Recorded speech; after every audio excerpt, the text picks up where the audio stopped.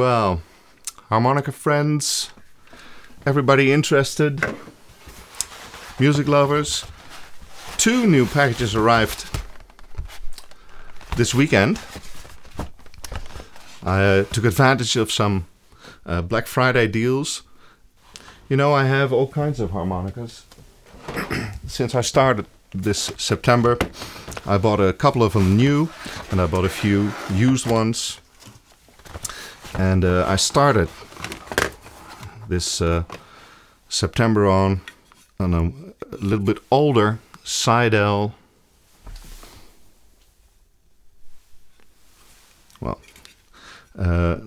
Seidel Standard, which they don't make anymore. This is a valveless harmonica, 12-hole, but I practiced a lot of coordinations on this. I used it to practice scales and took it with me in the car and all this. But I started to notice it was really, really airy. And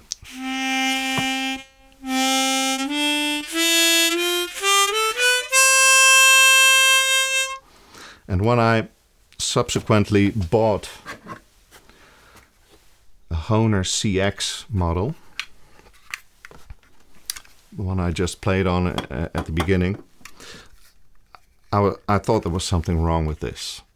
It just didn't respond at all the way to the way I was playing, because I had been practicing on this particular instrument, and I had problems with the number 1 hole and the number 2 hole draw, because it was overreacting to the way I was playing, and I couldn't get a good sound from the higher notes, which is coming along fine now. And in the meantime, I bought all kinds of second-hand, pre-owned harmonicas, because I felt like I had to be able to do some maintenance as well, and I wanted to know how to work on these harmonicas to get them into usable order again. And I came to notice that there's a big difference between valved harmonicas and valveless harmonicas, and you can't really look at them as the same type of instrument.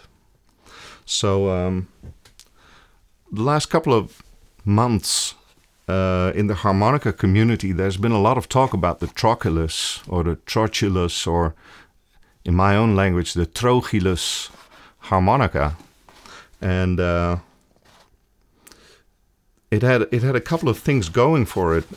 One of the things was that it's really small. They advertise it and they market it as big as a blues harp, or as small as a blues harp. This is a Seidel session steel. Now, I don't really practice on this instrument, so I don't have any vocabulary on this. But I like the way it fits in my trouser pocket, or in the pocket of a jacket, which is a lot harder to do with a regular, fairly good-sized 12-hole harmonica. I don't really carry this, and because it's valved, it's also really sensitive how it responds to temperature. You have to really warm them up, and you don't want any dirt in them. Some of these harmonicas still have wooden combs. This one doesn't. So it's a little bit easier to clean and to do maintenance on this one, but you don't carry it with you. It's also just a little bit too expensive for that, I feel. So I thought to myself, what if I had an harmonica that I can really bring with me everywhere I go, in the car, and practice, that is trouser friendly, that I can carry it in a pocket. So I decided, I felt like I needed another harmonica. Don't you always need a new harmonica? So I got 2 Trochilus actually advertises with 3 or 4 different types of these harmonicas. But I got a solo C tuning, and this is a regular chromatic, a regular tuned chromatic, and then I have this Richter tuned one and I'm getting curious and excited to open these packages.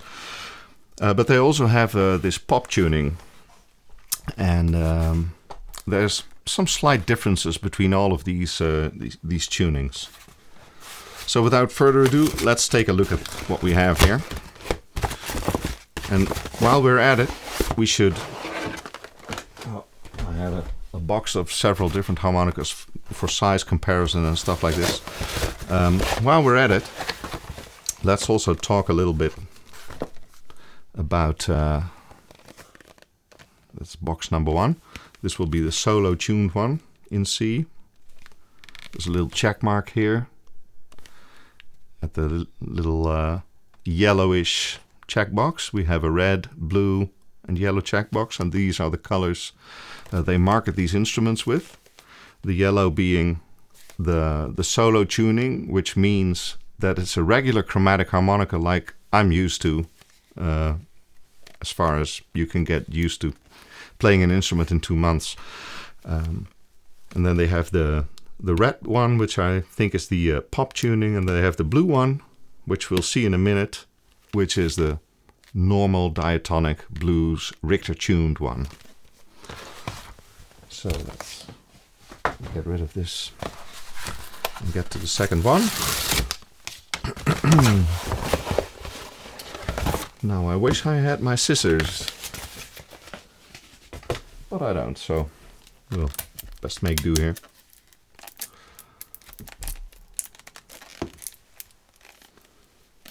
Oh, but I didn't. Let's talk a little bit about the name of the brand. These harmonicas are made by a Chinese company, JDR, and on their YouTube page they say that they are active in the harmonica business for 20 years already, making all kinds of harmonicas, as it states there, for famous German brands.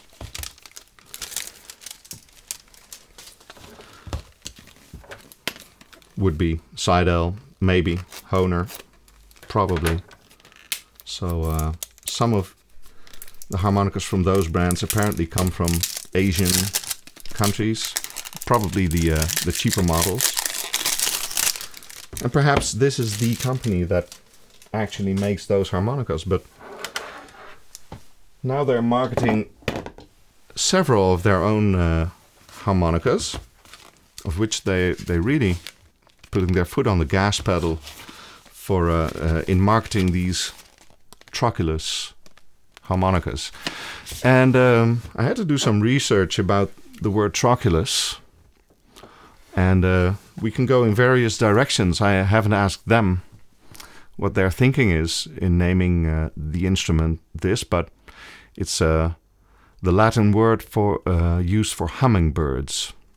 But it also has a connotation with the Greek word Trochilus, which relates to the word trochos, meaning wheel or rotation.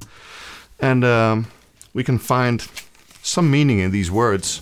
Hummingbirds are known for agility and precision, masters of movement, which invokes the idea of a dexterity required to play a chromatic harmonica. These birds are very colorful, and so are these harmonicas. And hummingbirds are much associated with song, with melody and rhythm. And the Greek word trochilos, trokos, wheel or rotation, invokes the meaning of cyclical motion and precision, and we can easily think of the slide mechanism of the chromatic harmonica. So there's that. After I did some more research into the various types, I almost became a little bit sorry that I didn't get the pop tuning as well, but there's another tuning, and this confused me just a little bit. Here we have the solo tuned Trochilus, and I have to say I like the vibe that it puts off and that it exudes, and the sense of quality I get from just holding it for the first time and looking at it. And it actually is extremely small for what I'm used to. And we'll do some comparisons on that a little later on. Let's go to the next one, which is the Richter tuned one. I like the boxes, not too shabby. I like the casing it comes in, and this is not the feeling of a really cheap plastic El Cheapo case, of which I do have some. And you know, it's the same concept, same deal, but the blue one. And we'll try them in a second. Well, let's just do a sound bite with the first one here.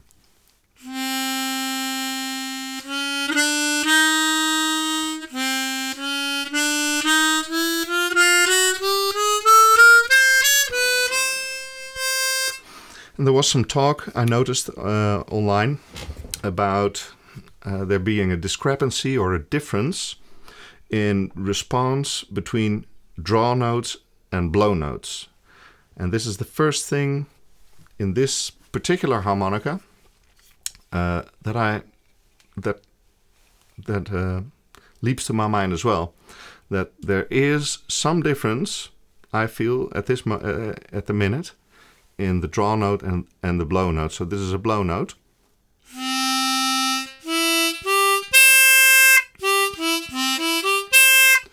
And the fourth note is much louder than the first three here.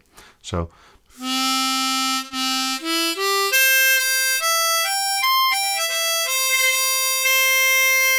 there's a difference between the fourth note and the next C, the fifth hole.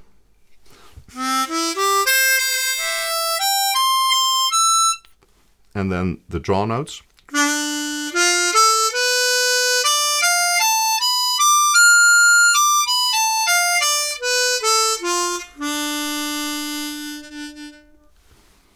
Which seems quite consistent. And I don't know, will it bother me? Should they work on this? Should they improve on this? I think they should. I think no single harmonica that goes out the door of the factory should have this difference, but will it bother me? I wonder. First thing, one of the first things I noticed as well is that it's very airtight, much more airtight than many of the harmonicas I've held in my hands for the last 2.5 months, which is a big plus. So these are some first impressions.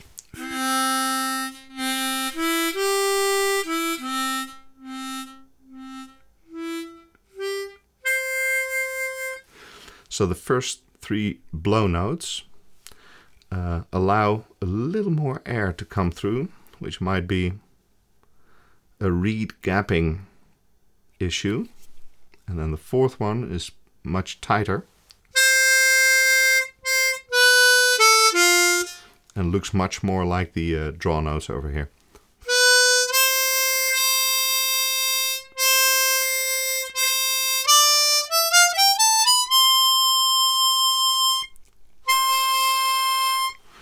Tuning could be slightly improved on. The octave may not be completely perfect, but won't bother me for now. Let's try the other one. See if it.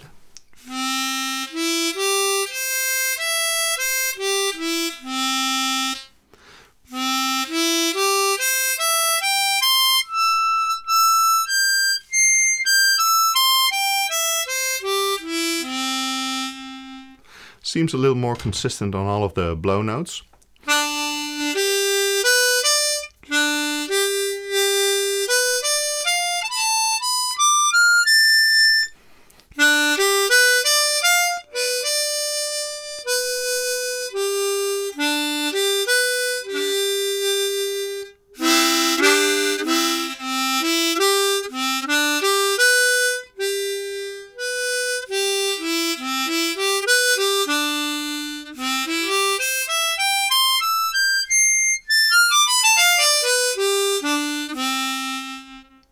Yeah.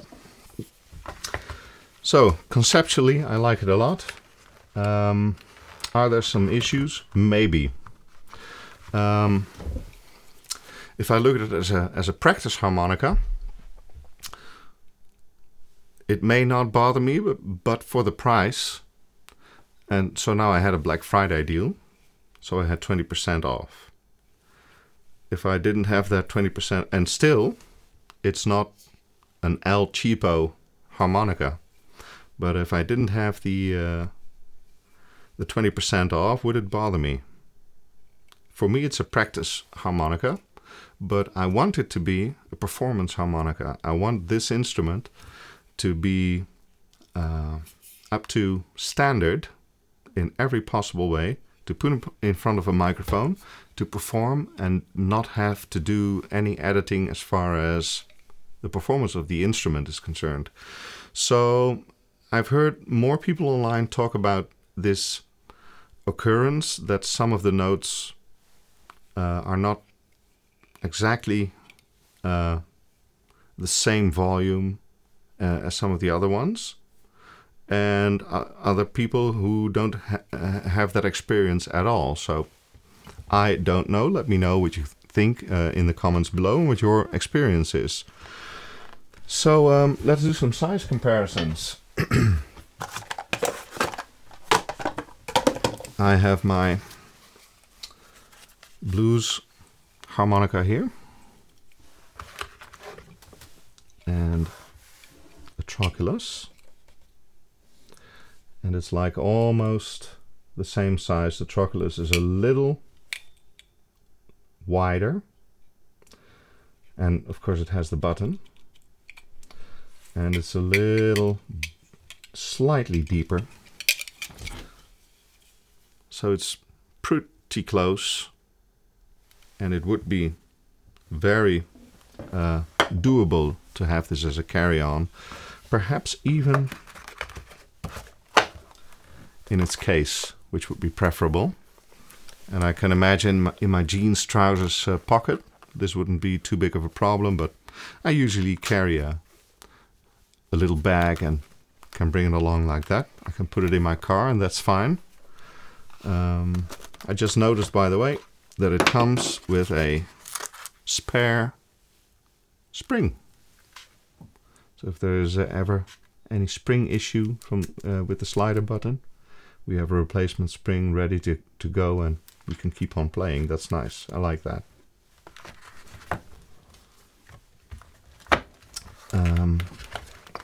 Moving on, I have a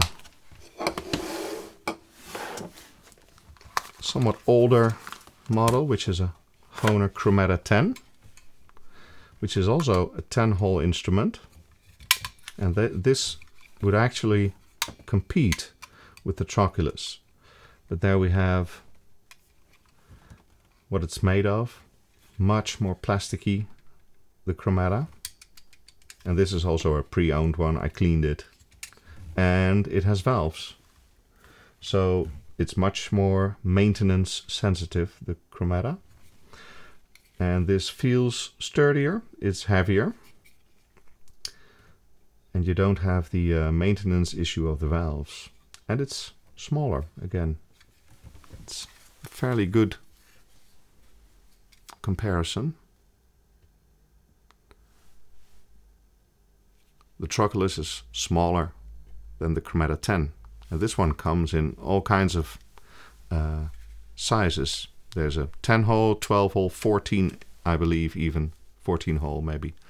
This has much larger holes, the Chromatic, which is pretty good for beginners.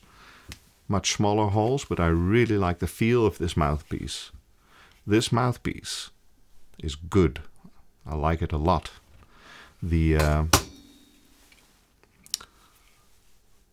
milling or the CNC technology that's been used for this one is really pretty great to my standards. And then we have another contender in this category, which is another 10-hole instrument, again from Hohner. We have the Hohner Chromatica 260, which I like a lot. This is an old school instrument. It has a wooden comb. It has the standard Hohner mouthpiece with the square holes, which this one also has. And they say that the squareness of these holes in the mouthpiece contributes to allowing more air to come into the harmonica. So I don't know, I'm not a technical person, but I like the sound of that. And at the same time, it's pretty airtight, much more so than the 260 from Hohner. 260 Chromatica Trochilus. You know, we come close in size. It's the same depth. The Trochilus is smaller by a margin. It's also less thick. So more compact and less maintenance sensitive because this has valves. And let's see, we have tone here.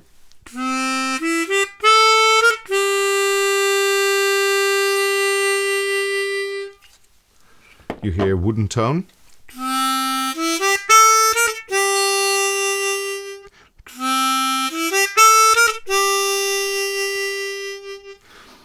I do feel I'm losing a little bit air on the low notes and that the draw notes in the lower register are a bit louder. Moving on. Let's see the difference with a E-stop Forerunner, which is a big contender for the Trochilus as far as valveless is concerned. I think they both have phosphor bronze reeds, but as you can see, E-stop much thicker, taller as well because it has 12 holes. So for carry-on, this is the difference we have. Carry, play at home. So let's see here. Didn't warm it up at all.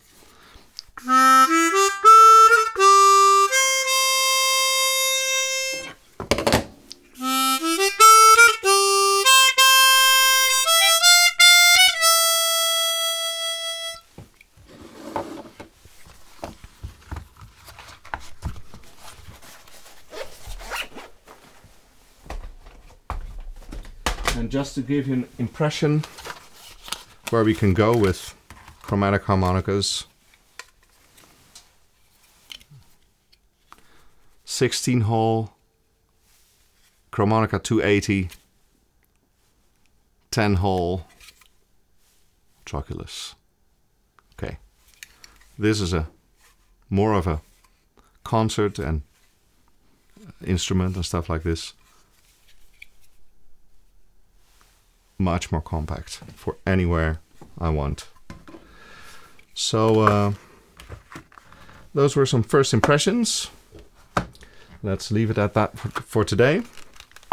I have to mention though that the yellow one has the tuning I'm used to. Much more used to a regular chromatic tuning, and this is like a normal blues harmonica, and you can get extremely much notes out of this compared to a blues harmonica, unless you're really capable at doing bends and overblows. Let's see what I can do here. With this harmonica, the slide only raises the pitch of every note. With the pop tuning, which I don't have, but what I'm really interested in, the slide at certain holes drops the tone half a note. So that gives you completely different options and makes it applicable in completely different situations. So let's see here what we have.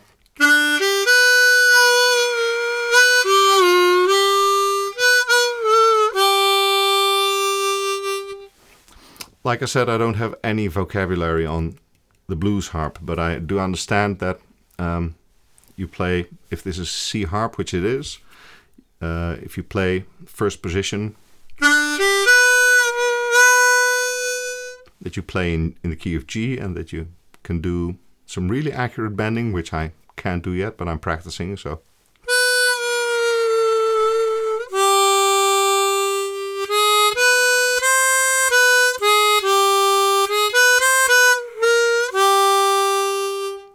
So on this one, we really need to do bending still, because we only have pitch raising here, and the missing notes, where there's no A in on this instrument in the first octave.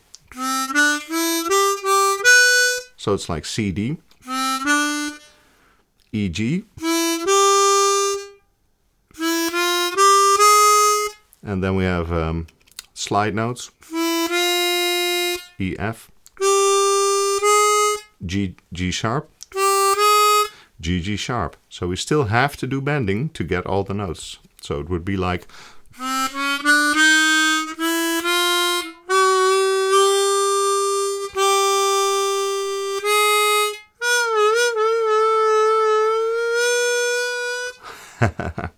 I'll work on that. So yeah. Some first impressions. I'll have to think about the volume issues in some of these notes. I'll play it some more and see if it comes loose, or I'll have to contact the company. So, bye-bye.